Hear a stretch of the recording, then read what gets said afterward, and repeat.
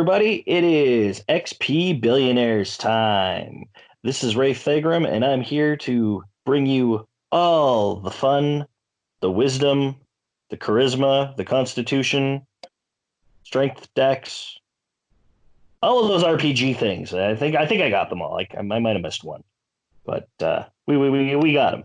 But yeah, welcome to the show. Again, Ray Fagram here. I'm joined by my now three wonderful co-hosts: Sky Knight, Irene Rogue, and the Mel Zerker. So Sky, how are you doing today? Oh, I'm fine.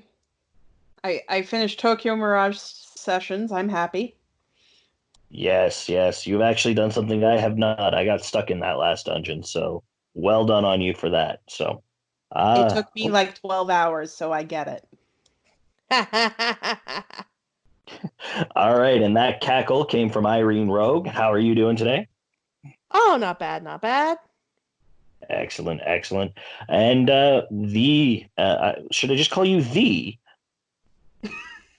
The first name is the last name Melzerker, just formality wise.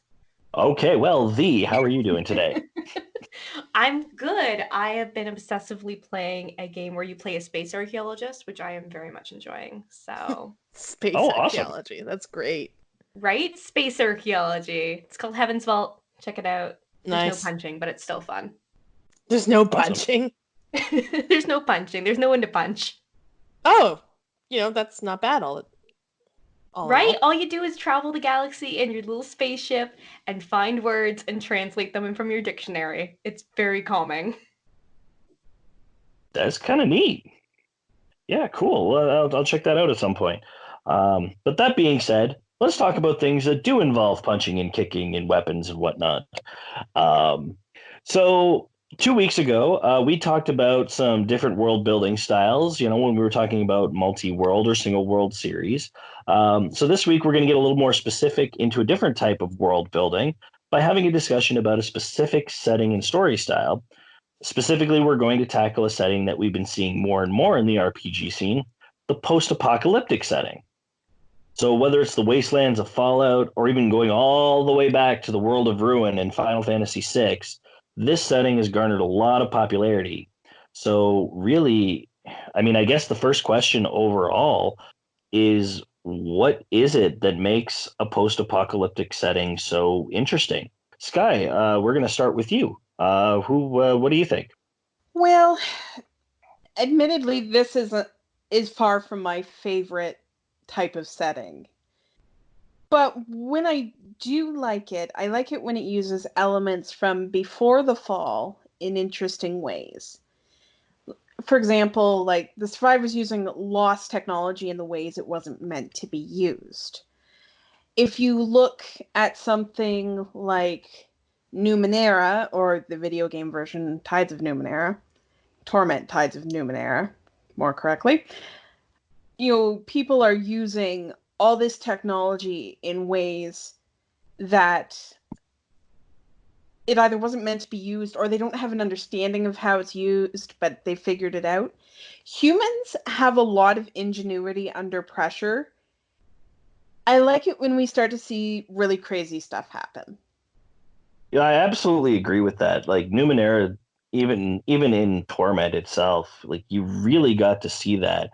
Like I think when one of the things I think about when I think of that is the surgeon that you can go to and get all these weird, crazy upgrades. And the surgeon has absolutely no idea how to properly install them onto a human being, or if they're even meant to go on a human being. But you can do it. They are not meant to go on a human being, just by the way. 9 times out of 10. Yeah, probably not. But I think it's fascinating. Like you're absolutely right. No, and then you've got, what were their names? The knowledge, the group of people seeking knowledge. What were their names? I don't remember. The Order of Truth. Oh, wow, that's so easy to remember. Oh man, old man brain. Okay. Yes, you need a cane. Little bit. If only to beat back suckers. But anyway, yeah, like the Order of Truth, like when you go through some of their data banks, you get to access some like very interesting information about these things and as they're trying to piece them together. I I think it's really fascinating. So and Horizon is actually not that much different from that because you've got, I mean, it's a bit more futuristic, but you're using the old world tech by, you like Aloy is basically using that staff to reprogram the animals and get rides and friends to kill things. That's great. I love it. Well, in the various armors that people are using in that game, you see they're constructed often out of technological, like high-tech materials in a very Yes. sort of, but in a more, primitive fashion. Like they use it almost like it's metal or cloth as opposed to a piece of technology. Yeah, no, absolutely. Yeah. All right. Irene, what do you think about the post-apocalypse? So I like settings like post-apocalyptic settings that do something a little bit different with its aesthetic. Like with Fallout, it having its old-timey 1950s coat of grimy, rusted paint, and Horizon with its robot animals, and The Last of Us with its strange mushroom zombies. Like all of these settings are essentially like they all qualify as post-apocalyptic, but they all do it in a really unique way. So like with Fallout, all the computers are still like old terminals that ran DOS, but they're like running super like high-tech shit on them. Like high-tech programs and automatons and robots and artificial intelligence. All of it powered by like mini nukes. Like cars in the Fallout universe are powered by nuclear weapons. If you actually blow up a car in Fallout 4, it creates a tiny mushroom bomb. Also, like with Horizon, I really liked that it set it so far into the future that nobody remembers what it was like before. Like, there's something fresh about the ruins of the world being unimportant and insignificant details to their lives. Like, nobody wants to reach back and restore what it used to be. And it's nice to sort of like uncenter ourselves and our current circumstances from the narrative like that. Oh, the world we live in is often some idealized thing that protagonists are trying to get back to or they're holding on to. And I think for a post-apocalyptic setting, it's interesting to actually see it be unimportant for once. It is definitely a fresh take on the post-apocalypse setting. It was very refreshing. I mean, I'm personally, and it's true, I'm not as big a fan of it myself, similarly to Sky, but there was something about Horizon that felt so different, so unique. It actually made me want to try it almost on release. I did end up waiting, but I was intrigued from the get-go, and everything you said about that, I think that's probably the reason why. Because frankly, our current world sucks. So, like, idealizing it is a little awkward. Also true. We could definitely use like a World 2.0. That'd be kind of nice. The world we live in and is far from ideal. And I don't think want someone in the future considering it ideal. Yeah, like this That like obsession with maintaining the status quo through time is like, no, that only works when you are people in power, and that is not most of us. Yeah, new. exactly. All right. Mel, what are your thoughts on this genre? Well, I'm completely opposite because I love post-apocalyptic stuff. It's one of my favorite genres. I've probably read like every post-apocalyptic like children teens novel that exists because I just love it so much. For me, a big thing that I love about it is the mystery, the question of not only what happened to the world, which you do not need to answer for me. Sometimes I like it not being answered, but just knowing that there isn't an answer anymore, that you can't just Google it, is really satisfying to me. And of course, like that extends to who the characters are. Like, who are you when you pull away the things that we define ourselves by, when you are no longer your job, how much money you make, where you live, like who do you become in this new place is just so interesting to me. Like, a really good example is like Telltale's The Walking Dead, which I love. And I have not finished yet because I can't bring myself to watch or play through the last episode. But Which Lee, one? the main, The the first very one? last one. The I'm down first to the the first series or like the first season? Like which season of it? the last season, the one that they Oh, just pushed out after all the sadness with Telltale. I just can't bring myself to say goodbye. yeah, I played through the first two and like I had feelings about that. So many feelings in that game. But Lee, who's the main character you play in the first game, like when we meet him, like he is on his way to prison, like he committed a murder, and then you see him become this caregiver of this little girl and how much she matters to him and trying to help her become a good person in spite of what she's seen. And it's this like beautiful question, and like in that game I really love that maybe when you take away all those things from us that we're still good inside, that there's still something beautiful about humanity. And those are the moments that really get me about apocalyptic settings, when like somebody does something and helps somebody who they don't need to help. It just gets me. And there was no good ending for him, unfortunately, either. From Yeah, that your good first game. ending is just you gave her the skills and the ability to be alive and okay. You know, she's never going to be, it's never going to be perfect. It's always going to be the apocalypse, but she might be okay. No, Yeah. fair enough. Fair enough. I think what I love about typically any type of post-apocalyptic just setting, I like the story setting where you may have been given an inkling of hope, only to have it taken away by your actions. Like one of the best portrayals of this was from Digital Devil Saga, as it transitions from the first game to the second game.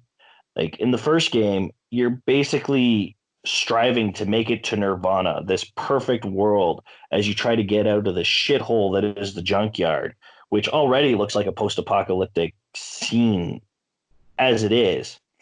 And without going into too much detail, the second game you get to Nirvana, and it's not something deserving of that title. Let me put it that way.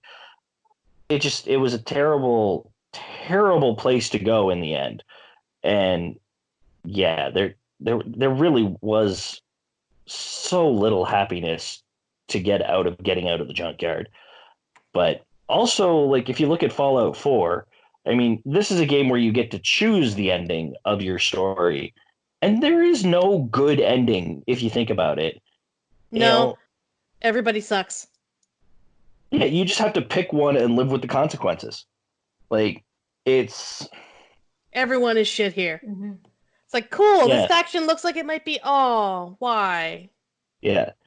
Yeah, but that's essentially what it does it for me. It's just like it doesn't matter. You think you can make things better, and in the end, you don't. And I don't know why I enjoy that story style so much, but I do. And it is just it's heartbreaking but entertaining all at the same time. All right. So yeah, now when it comes to the post-apocalyptic setting, what typically might deter you from a game that uses this particular setting? Honestly, it comes down to bad design and color palette. Too many game designers think post-apocalyptic means 300 shades of brown and all the dreariest shades of the least interesting colors, and also boring environments. Like, don't do this! It doesn't have to be completely barren and colorless and, frankly, uninteresting. No story's gonna matter to me when I am bored, witless, or depressed at the very sight of your game. And that's where I usually fall out of all this, because I don't enjoy, whipping myself for no reason. And that's what post-apocalyptic settings feel like to me. It's just like, oh, life is dreary, but it could be so much worse. I'm like, thanks. Just Everything could be brown. Oh, wait. It's like at the end of the world, they lost all of their crayons except the brown one. Yes, exactly. So it's all like brown and like boring shades of gray and all this, and it's one of the reasons why I love Shin Megami Tensei Nocturne, because they did not do this. The colors are richer. They use a lot of reds and interesting lighting to create this amazing atmosphere. And sometimes, honestly, it feels like with post-apocalyptic setting, they're just like, throw all the depressing shit at the wall and see what sticks. Right? Anyway, that's how I feel on the subject. No, you're not wrong. And you when I like the analogy where you say, let's just throw all the shit on the wall and see what sticks. I mean, typically shit is brown, so that makes a lot of sense. Right? Yeah. All right, Irene, what do you think? So hard to agree on the brown, and also zombies tend to be Yeah. a little bit like boring And and overdone. Like, I give The Last of Us a pass because their zombie equivalents are not zombies. They're instead like mortifyingly terrible mushroom things with like fucking fungus growing out of their skulls and their noses, and like, oh Jesus, they're awful. Plus, they're not in massive numbers, so they're not just scary by volume. Like, they're inherently threatening. Like, case in point, the clicker. It can't see. It doesn't matter. Ugh. Ugh. I've talked about the clickers before, but like, Jesus. I also like a story that like makes sure it focuses on the people in conjunction with the setting. Like, don't tell a story that's disconnected from the world around it. It's generally good advice, but also like maybe don't like uh it's hard to explain, you know? Like, sometimes it feels like you didn't necessarily have to destroy the world to tell this story. No, fair enough. And yeah, yeah, I agree with the zombies. I agree with the Browns. Um, yeah, and yeah, no, that all makes sense. Yeah, Mel, what have you got? So for me, I'm gonna agree on this boring visual design part, because I think this is like one of the most interesting parts, is that if you're gonna make a post-apocalyptic story, the world becomes a character and it needs to be interesting and varied and have something to say beyond just kind of depressing you. And one of the things I really love about Horizon Zero Dawn or Last of Us is that there's this sense of awe in the world. Like, all these things are horrible. You see people who are no longer themselves, and you see these monsters that are attacking villages, and it's terrible. And then every so often you see something that just takes your breath away. And I think that's the amazing thing about nature and about it reclaiming the world. And for me, that those moments of awe are what makes the horror so much better. So one thing I love is the movie Annihilation. I think the way it does an apocalypse is so interesting, where you just can't look away in spite of how horrible parts of it are. Like, that's what gets me. So anything that's just boring and tame and it's just empty streets that go on forever. Like, you've got something here. Like, show me why there's this beautifulness in the loss. well, yeah, I mean, there's a reason why we find so many of us find ruins compelling. Really, when you look at a post-apocalyptic setting, well, it's like a macrocosm of any sort of ruin, basically. You know, a place has been destroyed by some sort of phenomenon, and time goes on, and it's reclaimed, in whether by nature or by people. It's a very similar concept.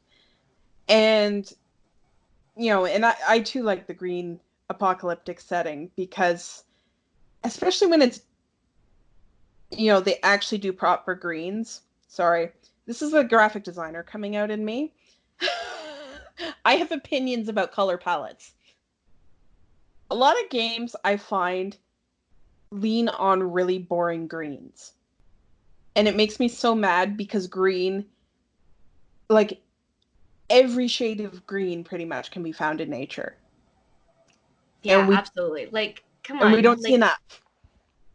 like when I was growing up, green was my favorite color, if only because there are so many greens. Like there's one that you love and there's one that you hate, and that's what it is. Yeah, exactly. But then in many video games, you walk through a forest and it's just like they might have two shades of very boring green. And no, where's the differences? The bright greens when the light hits the leaves and all these things. Why is everything so muted? Reasons. Bad design reasons. Mm-hmm. More The budget for the green. more budget for the green. I can get on board with this. Yeah, I know you love green. I certainly do. As for me, Irene, I know you touched upon it a second ago, but like for me, it is just one word: zombies. Let's just try to come up with something a bit more creative. It's not to say you can't have them in your game as long as it's not the only enemy type you have to fight. Like Fallout, for example, had more than just zombies. It's got all kinds of monstrosities created thanks to the radiation. I may hate the little bastards, but I'd rather fight a giant radioactive cockroach. I don't know. That's just me. And also, if you are going to do zombies, jazz them up a bit. You were saying The Last of Us had like mushroom husk people, and that's fine. But, Mass Effect also had their husks, which were essentially space zombies made with both biological and synthetic organisms. Not unlike the Borg, who were always awesome, if not terrifying. So terrifying. A little bit. A little bit. Now, just to challenge everybody, now, which of all of these post apocalyptic worlds that are out there would you actually want to live in? I can't say there's any I would really want to live in. Closest as I would get would be maybe the World of Ruin from Final Fantasy VI. At least some of the towns survived. Okay. Yes, some of Yes. them. Yeah, the world was forever changed, and the world lost a huge amount of its population. But some of the towns survived, and I'd be content living in one of those towns. Maybe. I'd go for Narsh. At least it's in a cave. It feels like it's fortified. Fair enough. All right, Irene, what about you? I went with Code Vein because it's actually quite difficult to get killed. Plus, extremely cool fashion-wise. Yeah, I mean the difficulty of getting killed is whether or not you end up becoming a revenant, though. You could just be a random human and forced to live in a shelter and give blood like daily. True, but cool fashion. Yeah. I would have liked a few more costume options, but like actual outfit options, but I'll take it. All right, Mel, what about you? Uh, Now I want to reconsider based on the fashion. That's something I didn't even consider making my choice, but that's a big part of it. Wow. Put me on my spot here. You know what? Horizon's still cool. Horizon Zero Dawn. Gotta love it. You can actually build a life. You live in mother's whatever, whichever the Mother's mother's embrace. is you like. Mother's embrace, and you can be safe and you can have people who care about you and you can build a life there, and okay, you Why might live get in- eaten by a robot dinosaur, but Why live in a mother's anything when you can live in Meridian? I don't know. I don't think I like Meridian as much. Maybe I have to make my own village. Maybe. Where's that one? There's the one that's all about smelting and building stuff. I like that one already. Oh, the Oseram villages. Yeah, Yeah, maybe I go there. that might do it. Yeah, There's some awesome. pretty ladies there too. Yeah, no, I got to agree with you. I would probably pick Horizon's World for the only reason that I can only hope that there's at least edible food that will not turn me into the Incredible Hulk. So Wait, you don't That's- want to turn into the Hulk? But you'd be Ah. green. You're right. I would be green. I would be menacing, but I'd also have another voice in my head, and I got enough of those as it is. But we've already established you love the color green. What's not to love? But what if I end up being Red Hulk? Oh, okay. All right. Like Fair enough. Red Hulk's a thing.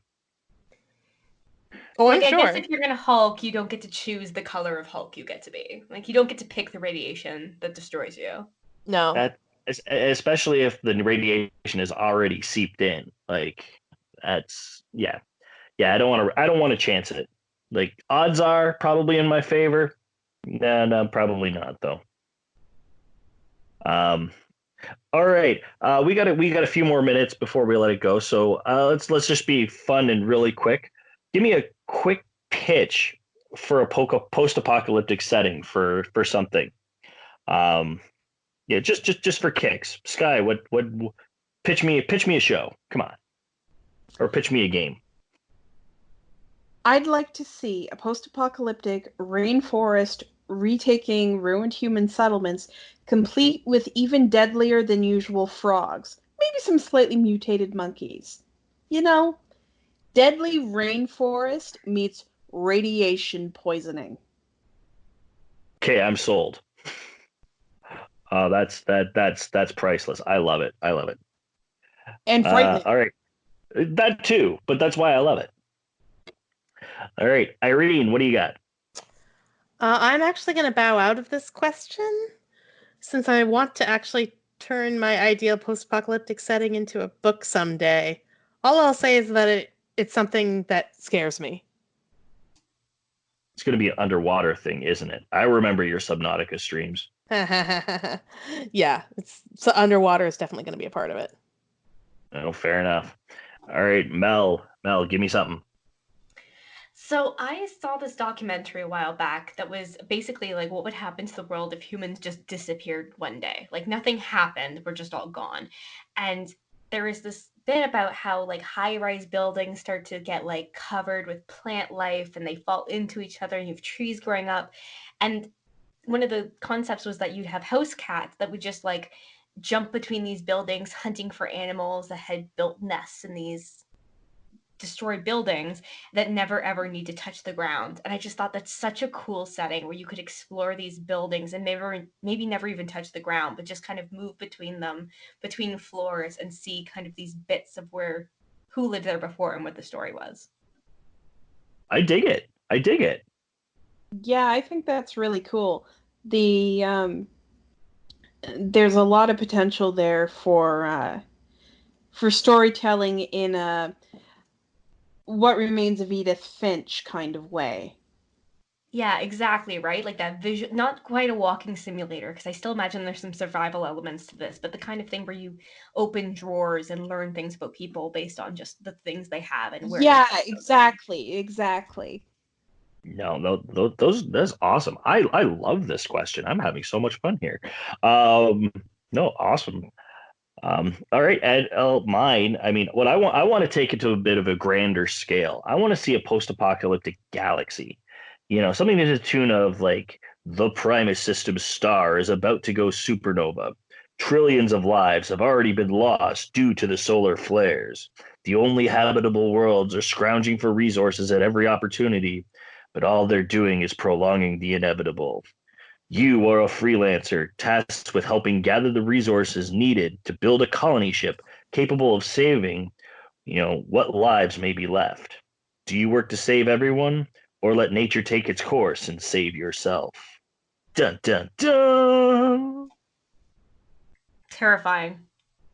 Yeah, like the way I would see it, like if I were to set it up, you play out like Outer Worlds or Fallout, and just sort of it's kind of like galactic sandbox style game. But as you progress through the main story, you're collecting more and more materials to build the ship. You can go as long as you want in the game. You can build the larger the ship to save more people, or you could even just make a little tiny ship and just save yourself. Get the hell out. Like you could lie, cheat, murder your way through it all, like whatever you want to do. Like I feel like it would just be so much fun to have that kind of luxury. And I know I say all of this having all that power and being all like, oh yeah, I'm gonna be the douche and save myself. I never do. I always play the hero. But still, it's just gonna be nice to have the option. Yeah, you could really do some interesting moral questions with that. Yeah, you can just like slaughter more people and steal stuff. You can like make shady business deals.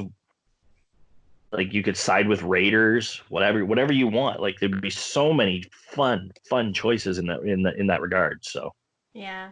Like it reminds me a bit of like some of my thoughts when I was playing Prey, and I was just like, if anyone's alive, they're not getting out of here. I'm not letting this go. And then as soon as I met people, I was like, oh, I care about you. Now I'm gonna make bad decisions because I care about you. yeah, Right? yeah, yeah. You find something that makes you take the path that you do. Maybe you save just yourself. Maybe you save a small few. Maybe you saved a loved one. Like whatever. Or maybe you just say to hell with it and let even yourself burn. Like whatever works for you. Or you build the ship and you forget a couple of parts, get everyone on it, and then it explodes on the way out. That would be like the epitome of the biggest intergalactic dick move.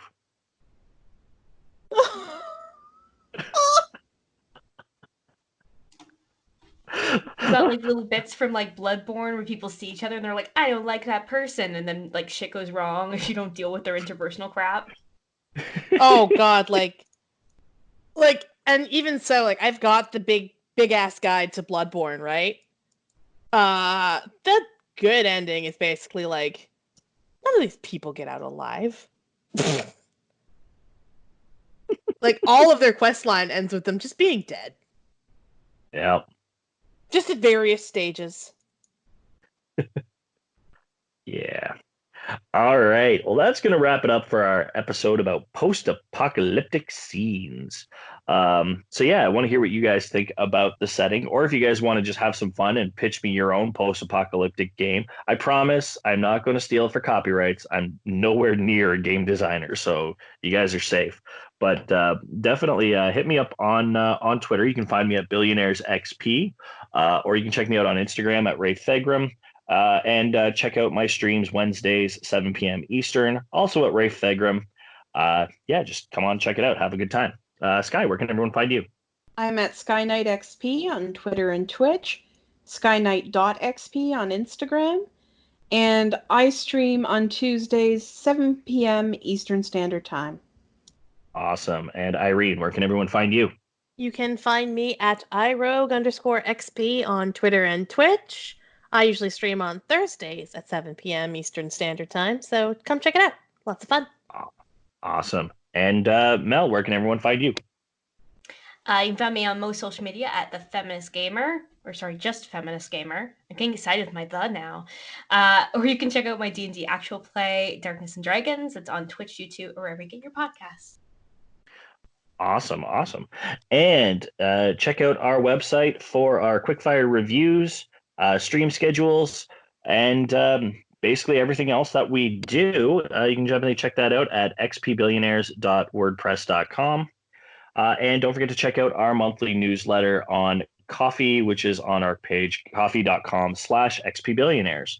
Feel free to send us a donation if you like what we're doing. And if not, send us some love. That's all we care about, really. All right, that's going to be it for us this week. And just remember, it's not the end of the world as long as you keep gaming. We'll see you next week. Bye. Have a great night. Bye-bye.